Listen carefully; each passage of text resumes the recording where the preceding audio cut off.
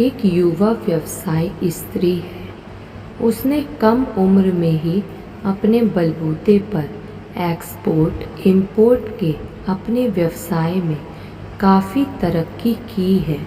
उसे विदेशों से कला कारीगरी की चीज़ों के बड़े बड़े ऑर्डर मिल रहे हैं। वो दूसरे देशों से परफ्यूम की बड़े पैमाने पर आयात करती है। सब अच्छे से चल रहा था। उसके ऑफिस में 25 लोगों का स्टाफ है, लेकिन अब उसका स्टाफ ही उसके लिए सिरदर्द बना हुआ था। स्टाफ में मैनेजमेंट के प्रति ज़्यादा ही आक्रोश और असंतोष था। तनख्वाह को लेकर बवाल मचा था, तो काम के वक्त को लेकर भी काफ़ी असंतोष था। व्यवस्था बनाई गई थी, उनका पालन करना किसी को पसंद नहीं था। आखिर में विश्वा ने ऑफिस की मैनेजर तन्वी का तबादला दूसरे शहर के ऑफिस में कर दिया और उसकी जगह पर नए मैनेजर के रूप में जनक भाई की नियुक्ति की। विश्वा की एक आदत थी कि थोड़े थोड़े दिनों में वो अपने ऑफिस के कर्मचारियों में से किसी न किसी को अपने पास बुलाकर ऑफिस में काम कैसा चल रहा है उसके बारे में जानकारी लेती रहती थी। जनक भाई की नियुक्ति के बाद दूसरे महीने विश्वा ने जब स्टाफ के 4-5 लोगों से पूछा कि सब ठीक चल रहा है ना, तब ऑफिस के सारे लोगों ने एक सुर में यही कहा कि मैडम सब अच्छा चल रहा है। जनक भाई बहुत अच्छे इंसान हैं और हमें भी मदद करते रहते हैं। हकीकत तो यह थी कि जनक भाई सीधे तौर पर किसी की मदद नहीं कर रहे थे। उन्होंने केवल एक ही काम किया था कि वो ऑफिस के चपरासी से लेकर एग्जीक्यूटिव हेड तक हर किसी के साथ व्यक्तिगत रूप में 2-2 बार 3-3 घंटे बिताए थे। उन लोगों के साथ बातें की थी, उनकी हर बात ध्यान से सुनी थी। उनके मन में जो कुछ भी था उसे उनके सामने खोलने का मौका दिया था। उनके असंतोष, विरोध और आक्रोश को सुना था, उनकी तकलीफ़ों को जाना था। लोगों की बातों में दिलचस्पी लेने के कारण जनक भाई को लोगों का सहयोग मिल रहा था। अब जनक भाई अपना काम बड़ी आसानी से और अच्छी तरह से कर रहे थे। यह सब इसीलिए हुआ था कि जनक भाई ने लोगों को सुना था, उनमें अपनी दिलचस्पी दिखाई थी। लोग भी यही चाहते हैं कि कोई उन्हें सुने। हर इंसान चाहता है कि लोग उसकी बात में दिलचस्पी दिखाएं, उसकी बात को सुने। जब आप लोगों को सुनते हैं तब आप कुछ ना करें, तब भी लोग आपकी तारीफ करने लगते हैं। लोग तो हम पर फिदा होने के लिए तैयार ही हैं, पर क्या हम उनको सुनने के लिए तैयार हैं?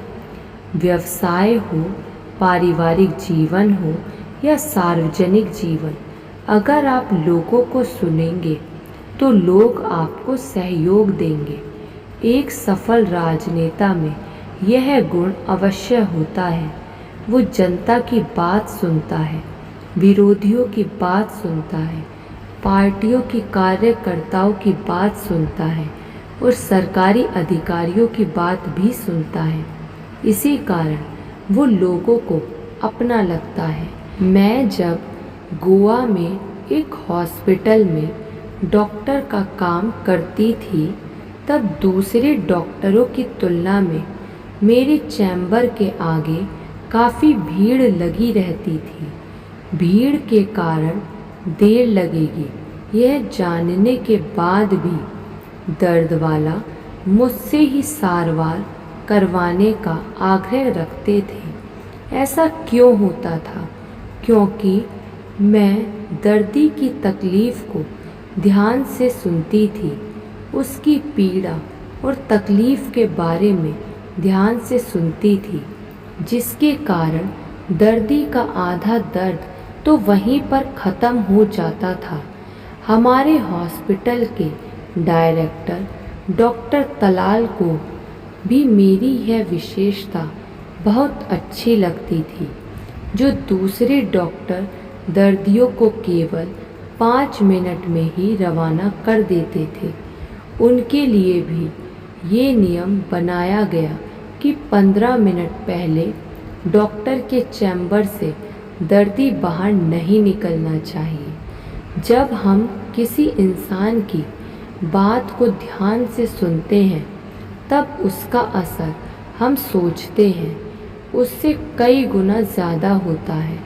आज भी मेरे पास काउंसलिंग के लिए आने वाले लोगों को मैं ध्यान से सुनता हूँ, जिससे उनको भी काफ़ी राहत मिलती है और मुझे भी उनके बारे में विस्तार से जानने को मिलता है, जिससे मैं उनकी अच्छी तरह से मदद कर सकती हूँ। लोगों को केवल सुनने से भी उनके मन में हमारी अच्छी जगह बनती है, क्योंकि वो चाहते हैं कि हम उन्हें सुनें और उनकी इच्छा हम पूरी करते हैं तो हम उन्हें अच्छे लगते हैं। लोग ऐसा क्यों चाहते हैं कि उन्हें कोई सुने, यह सोचने की बात है। आपको नहीं लगता कि दिन ब दिन लोगों की ज़िंदगी फास्ट होती जा रही है, भागदौड़ बढ़ रही है, बौखलाहट और जल्दबाजी बढ़ रही है। ये स्पीड, भागदौड़, बौखलाहट या जल्दबाजी में लोग अपनी बात, अपने मन की बात या अपनी तकलीफ़ या पीड़ा किसी को कह नहीं पाते। उनके पास कहने के लिए वक्त नहीं होता है। अगर अपनी बात या तकलीफ़ कहने का उनके पास समय है तो दूसरे लोगों के पास उनकी बात सुनने का समय नहीं है। परिणाम स्वरूप उनके मन में ये बातें बढ़ती ही जाती हैं। परिवार के लोग या दोस्त सभी व्यस्त हैं तो अपने मन की भड़ास या तकलीफ़ वो किसके सामने खाली करेगा। अगर ऐसी हालत में आप उसकी बात सुनेंगे तो उसका मन हल्का हो जाएगा। उसकी बात सुनने पर उसको मानो स्वर्ग का सुख मिल गया हो, इतना आनंद होगा। इसलिए लोगों को सुनने की आदत रखिए। मेरे एक ट्रेनर मित्र राजीव भालानी और मैंने साथ मिलकर कुछ किताबें लिखी हैं। कुछ वर्कशॉप हम दोनों साथ मिलकर भी लेते हैं।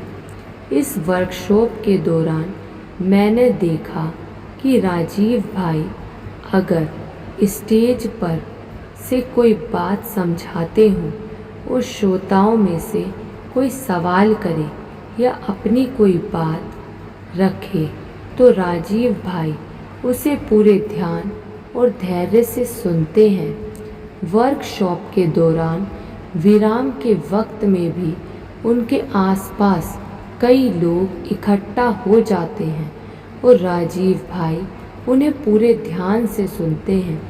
किसी को कोई बात समझ ना आई हो, किसी को कोई पारिवारिक या व्यक्तिगत समस्या हो तो उसे भी वो शांति और पूरे ध्यान से सुनते हैं। वो बात की जड़ तक जाने की कोशिश करते हैं। अपनी इसी खूबी के कारण वो लोकप्रिय है।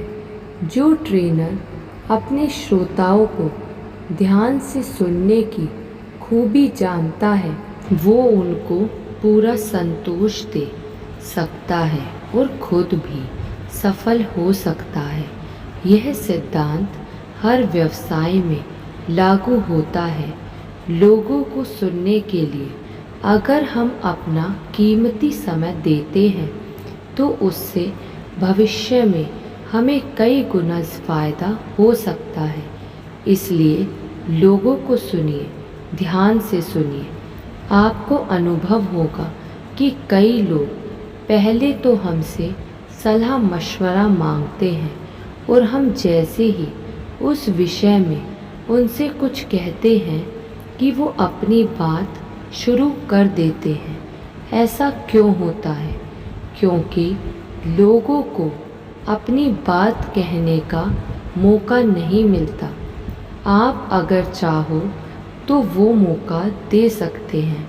एक जोक शायद आपने सुनी होगी।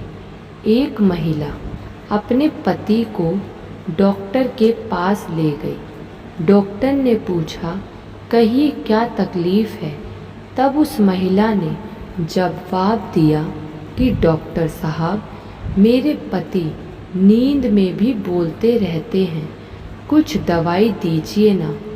डॉक्टर ने उस महिला से कहा, बहन जी, इन्हें दवाई की ज़रूरत नहीं है, इन्हें केवल दिन में बोलने का मौका दीजिए।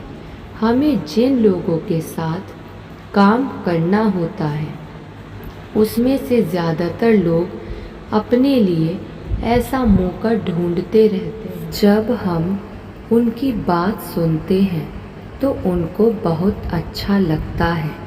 पानी, गटर, बिजली, टेलीफोन जैसी कई सरकारी सेवाओं के सरकारी दफ्तरों के कर्मचारियों के बारे में लोगों के मन में एक राय कायम बनी है कि वो लोग हमारी बात ही नहीं सुनते। अगर उन कर्मचारियों से पूछेंगे तो वो कहेंगे कि हमारे ऊपरी अमलदार हमारी बात नहीं सुनते, और वो अमलदार कहेंगे कि हमारे ऊपरी हमारी बात नहीं सुनते। ये हमारी बात नहीं सुनते का चक्कर ऊपर तक पहुंचता है। लोगों को बोलने दीजिए, अपनी बात कहने दीजिए। हमेशा बोलते ही रहते सेल्समैन की तुलना में सामने वाले की बात को ध्यान से सुनने वाला सेल्समैन ज़्यादा अच्छा सेलिंग कर सकता है। अच्छे सेल्समैन बनने के लिए एक अच्छा श्रोता बनना ज़रूरी है। बड़े बड़े उद्योग गृह भी अपने मैनेजमेंट स्टाफ के लिए जो ट्रेनिंग कार्यक्रम करवाते हैं उसमें भी सुनने की कला की खास पढ़ाई करवाई जाती है। परिवार में इस सिद्धांत का अमल करना चाहिए। खासकर दाम्पत्य जीवन में पति पत्नी के बीच जब अनबन हो जाती है तब उसका कारण बात न सुनना ही होता है। ऐसी कई बातें होती हैं जो पति या पत्नी एक दूसरे से कहना चाहते हैं, लेकिन दोनों में से किसी के पास उसे सुनने का समय नहीं होता या वो उसे सुनना नहीं चाहते, और अगर मजबूरी से सुन भी लेते हैं तो उनका ध्यान उन बातों में ज़रा भी नहीं होता। मेरे एक मित्र रोज़ अपनी पत्नी के साथ टहलने के लिए जाते हैं। टहलते वक्त वो एक नियम का पालन करते हैं कि वो ज़्यादातर वक्त चुप ही रहते हैं और अपनी पत्नी को बोलने देते हैं। पत्नी जो भी बातें करे उसे वो ध्यान से सुनते रहते हैं, बीच में उसे रोकते या टोकते भी नहीं। वो जो कुछ भी कहे उसे पूरी दिलचस्पी और ध्यान से सुना करते हैं। पत्नी की कई सारी भड़ास टहलते वक्त बाहर निकल जाती है और बोल लेने के कारण उसे अच्छा भी लगता है। पत्नी केवल अपनी भड़ास ही नहीं निकालती, अच्छी बातें भी बाहर आती हैं। फ़ायदा यह होता है कि घर में शांति बनी रहती है। लोगों को सुनने की सबसे ज़्यादा ज़रूरत अपने घर में ही होती है। जनरेशन गैप यानी कि 2 पीढ़ियों के बीच अंतर काफ़ी बढ़ गया है, ऐसे लोग शिकायत करते हैं। इसके पीछे भी बात ना सुनने का कारण ही जिम्मेदार होता है। वृद्ध माता पिता की बातें सुनने में जवान बेटे बेटी या बहुओं को कोई दिलचस्पी नहीं होती, या फिर उनके पास वक्त नहीं होता, जिसके कारण जनरेशन गैप बढ़ता जाता है। बच्चे जब स्कूल से घर आते हैं तब स्कूल में दिन भर क्या हुआ ये बताने के लिए उत्सुक होते हैं, लेकिन मम्मी अपने काम में व्यस्त होती हैं और पापा मानो दुनिया भर का बोझ अपने सर पर उठाए बाजार में घूम रहे होते हैं। दादा दादी के पास तो वक्त ही वक्त होता है, इसलिए बच्चों की सारी बातें वो ध्यान से, रस से और पूरी खुशी के साथ सुनते रहते हैं। इसलिए बच्चे सारी बातें दादा दादी से करते रहते हैं। दादा दादी को भी बातें सुनने में खुशी मिलती है और वो बच्चों के बीच बीच में पूछते भी रहते हैं। बच्चों के पास भी वक्त होता है, उन्हें दादा दादी की पुराने ज़माने की बातें सुनना अच्छा लगता है। बच्चे भी बीच बीच में उनसे पूछते रहते हैं कि हैं दादाजी, आप जब छोटे थे तब ऐसा था वैसा था। और दादा दादी को भी बच्चों के साथ बातें करने में बड़ा मज़ा आता है। उनका मन तो अपने बेटे से बात करने का होता है, लेकिन वो राजकुमार तो बाजार में होता है ना। शायद इसी कारण बाप बेटे से ज़्यादा गहरा रिश्ता पोते से और दादा के बीच होता है। उनका संबंध गहरा, प्यारा और जीवंत तो होता है, क्योंकि यहाँ पर दोनों एक दूसरे की बात सुनने के लिए तैयार होते हैं। बच्चों को अपने बूढ़े माता पिता की बात खास सुननी चाहिए। उनकी बात को ध्यान से सुनना चाहिए। उन्हें बोलने के लिए प्रोत्साहित करना चाहिए। उनकी जिंदा दिली को जगाए रखना चाहिए। हमें यह याद रखना चाहिए कि कल को हम भी बूढ़े होने वाले हैं। अगर टीवी के न्यूज़ चैनल देखने में हम अपना वक्त बिता सकते हैं, तो क्या अपने बूढ़े माता पिता के हालचाल जानने के लिए थोड़ा सा भी वक्त नहीं निकाल सकते? हमारे बच्चे हम जो कुछ कहते हैं उससे नहीं, पर हम जो करते हैं उससे ज़्यादा सीखते हैं। इसलिए लोगों को ध्यान से सुनने की आदत विकसित करो। आज घर का कितना काम कम हुआ या ऑफिस में कितना कम काम हुआ, उसका अफसोस ज़्यादा नहीं होता, लेकिन संबंधों में जो दूरियां बनती जाती हैं उसका रंज और अफसोस इंसान को मृत्यु पर्यंत चैन से जीने नहीं देता। लोग जब शिकायत लेकर आते हैं तब उनको सुनने का सिद्धांत अच्छा काम आता है। अगर हम उनको बोलने ना दें और बीच में ही अपनी बातें शुरू कर दें तो उनकी शिकायतें बढ़ती जाएंगी। वो इंसान अपने दिल की सारी शिकायतें जब तक कह ना दे तब तक उस पर आपकी बात का कोई असर नहीं होगा। इसलिए उसे अपनी बात कहने दीजिए। बाद में ही आपकी बात का असर होगा, लेकिन कई सारे ज़्यादा पढ़े लिखे और अपने आप को ज्ञानी कहने वाले लोग भी इस बात का ध्यान नहीं रखते।